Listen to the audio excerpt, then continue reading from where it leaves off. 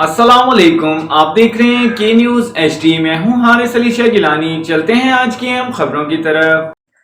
ताज़ा तरीन खबरों के साथ रुक करेंगे सांगड़ का, जहां से रिपोर्ट कर रहे हैं हमारे ब्यूरो चीफ वकार भट्टी।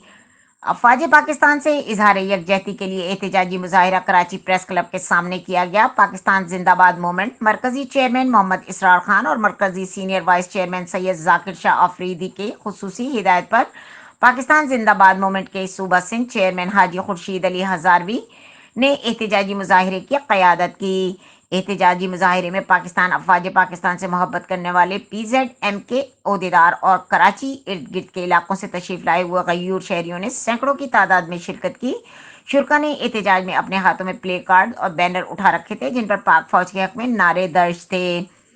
पाकिस्तान जिंदाबाद मूवमेंट के सूबा सिंध चेयरमैन हाजी खुर्शीद अली हजारवी ने एहतजाज की शुरा से खिताब करते हुए कहा कि पाक फौज के तनसीबात और सरकारी इमलाक पर हमलों में मुलव्वस शरपसंदों को निशान इबरत बनाया जाए। पाक फौज हमारी रेड लाइन है और हम इस पर कोई समझौता नहीं करेंगे।